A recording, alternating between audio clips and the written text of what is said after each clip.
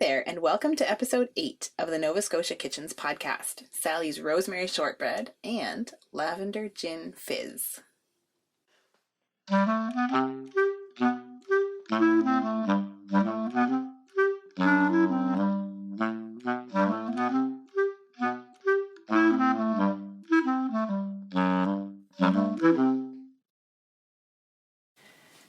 On today's show, I visit with my friend and colleague Sally in Halifax, and she features some of my favorite summer herbs in not one, but 2 simple and delicious recipes. Sally's home is relaxed and inviting, it's filled with meaningful and handmade objects, and it's always a treat to visit. Her kitchen's usually bright and full of light, but the evening that I visited was one of downpours, thunder showers, and very dark skies. It made her cozy kitchen all the more welcoming. Sally and I share a love of murder mysteries, and in the best ones there's always a good storm to set the stage, so it was very fitting. P.D. James is second only to Agatha Christie in my hierarchy of actual mystery writers. Jessica Fletcher is my number 1. Sally and I both love Murder, She Wrote, but since Jessica Fletcher is a fictional character, she's another category entirely. P.D. James often contrasts the cozy warmth of domesticity in her books against the cold and dark, literally and metaphorically. All of this to say that a stormy, rainy summer day is the perfect time to dive into a good mystery and think of my visit with Sally as you nibble on some rosemary shortbread and sip some lavender gin fizz. So let's get right to the visit. So while this is cooking, I thought I'd make the stuff for the gin and tonic. Ooh, nice. So 1 stick. So it says cold and cut into chunks. And because I am the food processor, I chunk it a little bit smaller. But I can imagine if you had a nice, decent size. Whiz it right up. You could whiz it right up, and it would make this even easier. So you are cutting up a stick of butter. A stick of butter. Yeah. So that's a half a cup. Half cup. That's a great way to start a recipe. Do you remember possibly, you're too young, but the little vignette in Sesame Street when the mother told the little girl to go to the corner store, and she had to remember the grocery list, and it was you need a loaf of bread and a stick of butter, or was it a pound of butter? Now I can't remember. But I always think when I see a stick of butter, I always think of that little vignette from Sesame Street. I don't remember that one. I'm going to have to look it up to see if it's pound of butter or stick of butter. But I feel like it was a stick of butter because that didn't make any sense to me until I started buying butter in sticks.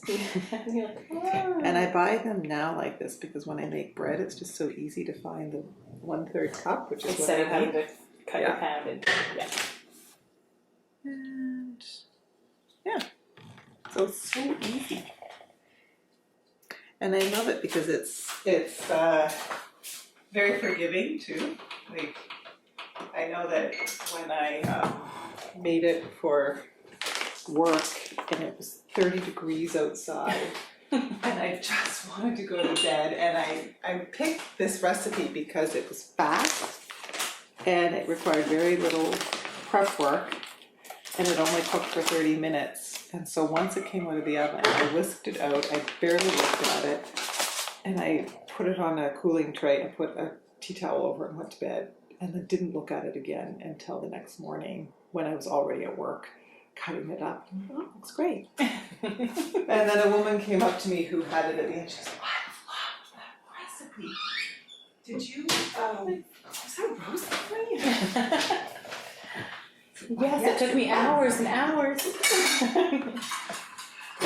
But it is fun because of having the rosemary plant in the kitchen now. I seek out rosemary dishes. Yes. Ever since, well, it was from this book actually, yeah, the Rosemary Gin Fizz. Yes.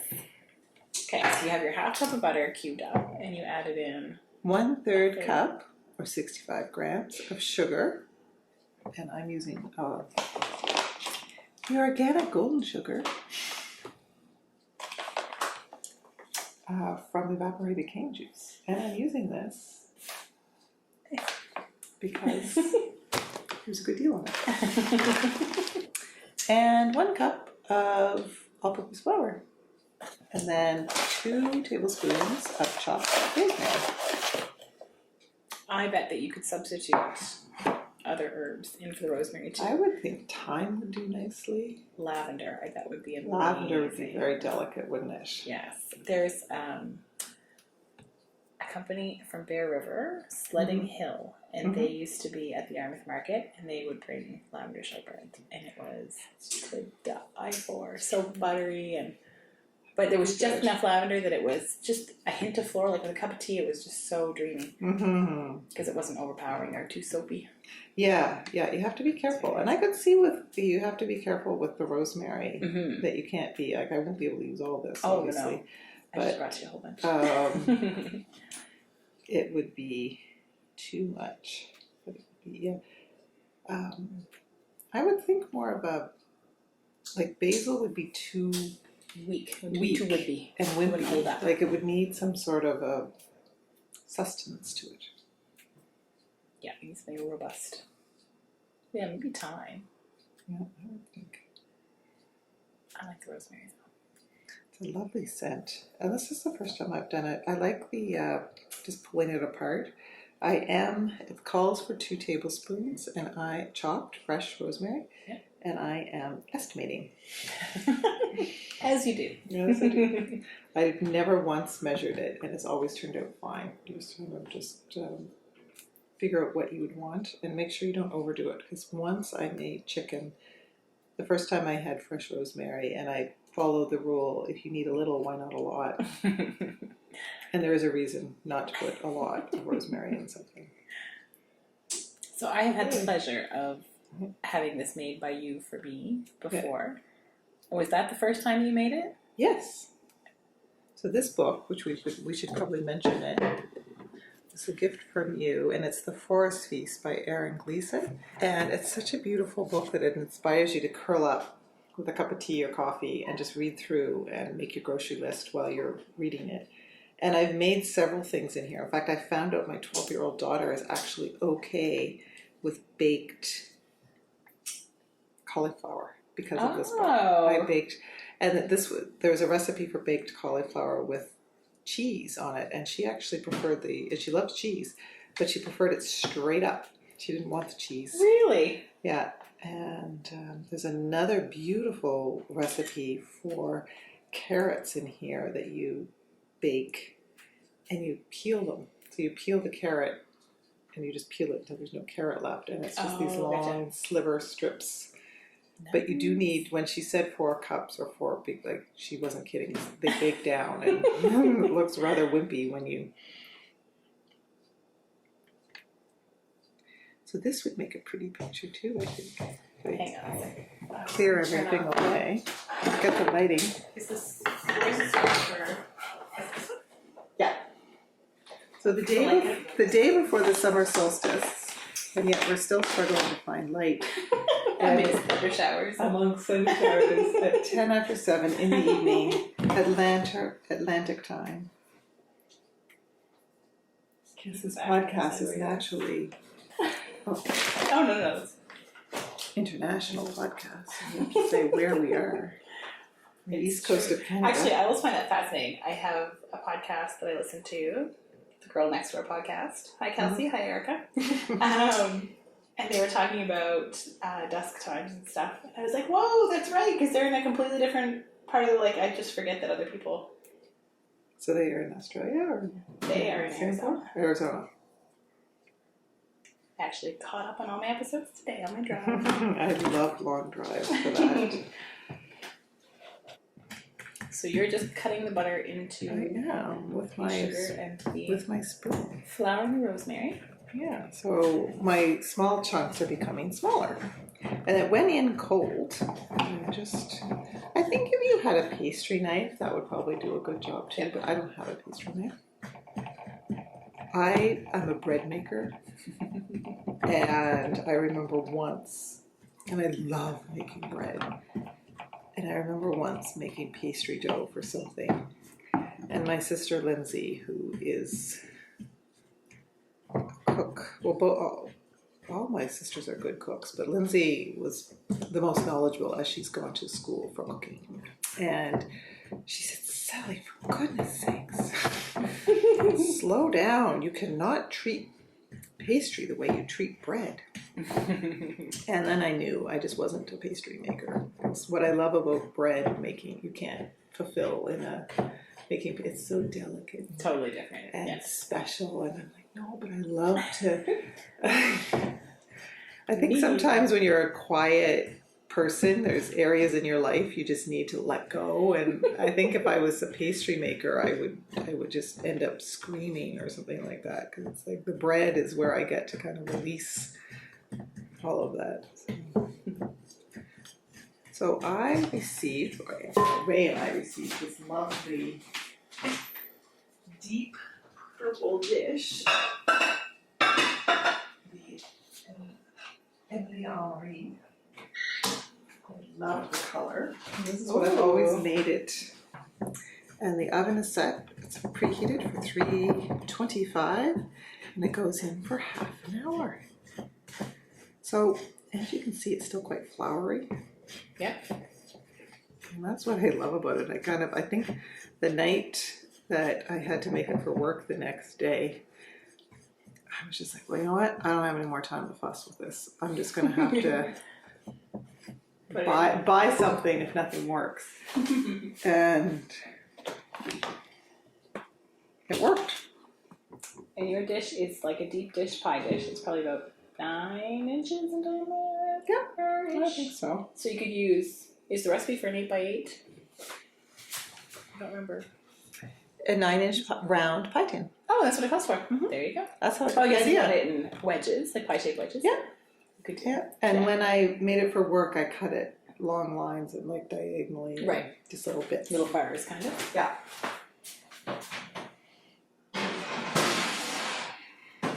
And in it goes. And it's for 30 minutes. And then now I can start on the lavender simple syrup. A couple of summers ago, my sister Lindsay was at the cottage, and she made our lavender gin and tonic, which I was very skeptical about. And I'm not I drink like one little drink, but I don't like a lot of variety, or I don't need a lot of summer drinks. But I think there must have been an activity going on that I wanted to be a part of. So I said, sure, I'll have one. And I was really skeptical because I like the smell of lavender, but the thought of eating it really didn't appeal to me. And I didn't know how much I liked gin and tonics back then. And when Lindsay handed me the drink, it was like a celebration in my mouth. And I thought, oh, I could have a couple a day if I'm not careful. Like these, because what I didn't anticipate was the fresh lemon juice that was added to it, and that takes away the. It doesn't make it so soapy and precious. It takes away the preciousness from it, and it makes it more real and more vibrant and less airy and soapy. Yeah. And her friend Regan Chapman taught her this drink, and Regan always has a good cocktail. I'm known for going long and deep, so I think I take something that I love and I kind of nurture it and I let it go long, and so it's a tradition, like, and I keep it and I foster it or I tweak it or whatever. But I then became known in my own little family as the lavender gin and tonic. And then when we had our work party, we all came back here for lavender gin and tonics, and it's just such a good drink. And it's a drink, I mean, if you don't want any alcohol, you take the gin out, and then you've got a really lovely bubbly summer drink too for people who can't have alcohol. And it's just really, I've tried other varieties. My friend grows rhubarb. I tried to make a rhubarb simple syrup and make it, and it just, nothing was as good as the lavender gin and tonic. And so it's my tried and true. I don't mind bringing in new ones and try them, but this is my staple drink now that I always have. And so we are going to make it now. Awesome. And for anyone listening, Lindsay Cameron Wilson is your sister. Yes. And I believe she's on Instagram at Lindsay Cameron Wilson. Is that her Yes, and Handle, the I food think. podcast. She's And the food podcast is her As well. podcast, yeah. And she has a great newsletter that you can subscribe to. Yeah, Lindsay the professional. I'm a teacher for the blind and the visually impaired. I'm Who not cooks the for fun. professional who cooks for fun. We all have to eat. So I got this at Humanity Cafe, and it's just lavender, what you would refer to as lavender tea, but it's just Right. the lavender buds. And you can they smell so good. And you can find them at most health food stores. Yes, Booths, or yeah. They're tricky to find in a grocery store, but I would know a health agree. food I store. have never found them in a grocery store. Oh. Mind you, I don't really look, but because now I know where to find them, I don't Yeah. bother looking for them. And you can also order them online.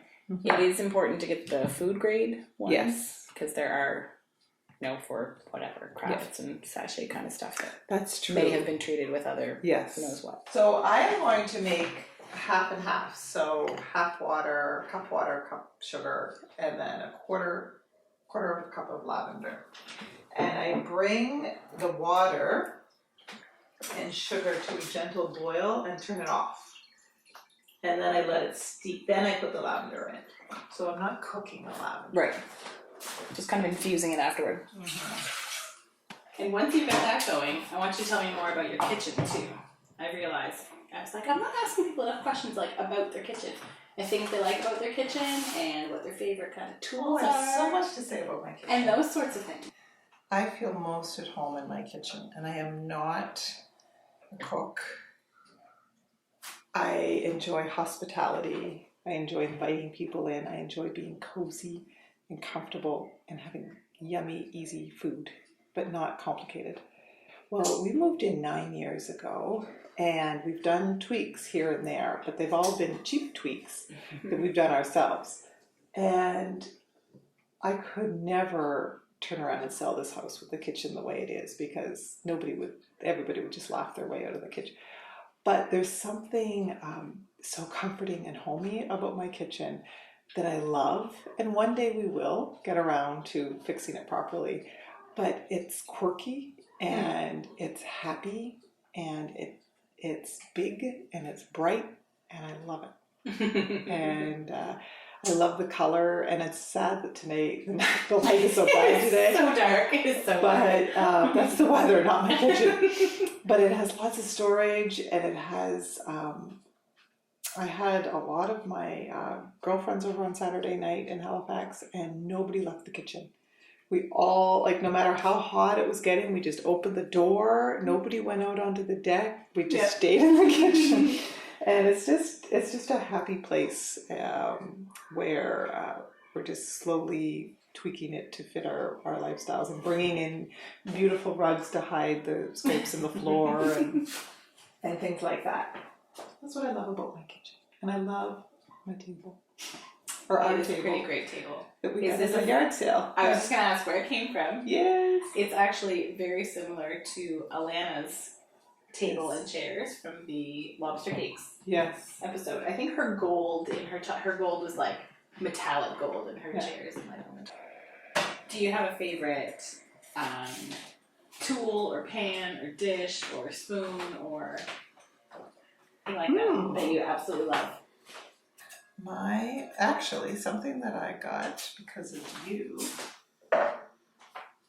because of a recipe you sent me for bread making, and it was one that you needed to bake in a Dutch oven. Oh yes.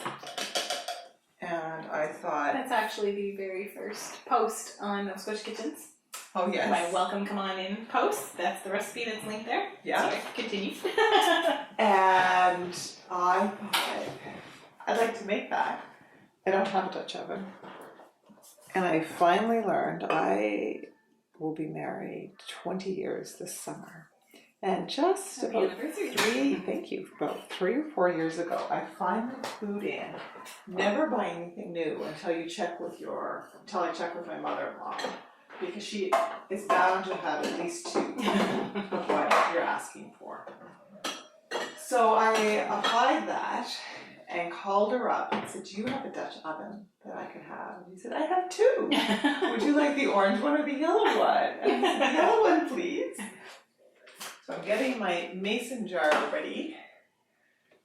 So now it's just steeping, so my whole house will smell It smells There's wonderful. lavender.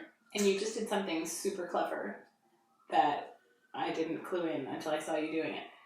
So you took the filter and put it as though it was the middle part of the top of the mason jar, so then screwed over the band. Yes. So it And holds then it kind in. of press down the coffee filter so it'll stay in place. That is genius. And so your recipe was for, you said 1 cup sugar, 1 cup water, and a 1/4 cup lavender. And so then that's a 2 cup mason jar. Yeah. Very clever. So one idea you can have if you are having a party and you want to be able to offer this to everyone, but you don't want a big pitcher, you want a bespoke drinks for everybody, is you can make ice cubes of this and then ice cubes of fresh lemon and then pop them in and then pour the gin on it and then the soda water and stir it around and then a little lemon wedge. And then Very pretty. it doesn't take, on a hot summer day, that would not take any time to melt. And then it's all properly measured out. Oh, it smells so good. Yum! Well, I would make some virgin ones for the girls. Oh, fun. And really, this summer, can you get any better than these glasses? They are very cute. And they're from Dots and Loops. Now, I have never had, I mean, I've probably had it here, but I've never had it at my house. That type of gin, which is Gordon's London Dry Gin. I usually have the green bottle. Oh, okay. Oh, yeah. Okay, so for the drinks, tell me what you did. Well, officially, I'm using my Helter Skelter kind of shot glass right now, but it's supposed to be a shot of gin, a shot of fresh lemon, and a shot of lavender simple syrup, an ice cube or 2, and then you fill the rest with soda water, club soda. And then, should you wish, you can garnish it with a slice of lemon. A little sprig of lavender, like Or a sprig of, leaves, yes. lavender flower. That would be very That would be very pretty too. Got so much rosemary that sticks around. But we get the big ones and the girls. Yeah, I love it. Thank you. Cheers. Oh, it's so pretty. It's very pale. So it's a pale pink, and sometimes I use more like a. Oh, it's so good. I forgot how good this drink is. My sunglasses fell off my head. That's okay. Sometimes I use a darker sugar, so it makes it darker. Okay, more golden. Yeah, and if you wanted to use that white granulated sugar, that makes it very clear. You can also do a fancy rim. You could do a fancy rim. Oh, like instead of salt the sugar, like a sugar on the rim. Like, Yeah. Ooh, that would. I know. If you did the lemon, if you did lemon to stick then sugar, that would be really, really good. We could just have 15 different ways of doing this one drink. Oh, it smells so good in here. It does. Oh, that's so good. And see how easy it is? The company that's coming in, you got. Yes. You want to have something. Oh, it's delicious. It's lightly herby and crumbly, and it's very good. Very refreshing. Perfect summertime. Thirst quencher. Perfect summertime thirst quencher. Do you like it, Lily? Sitting on the deck.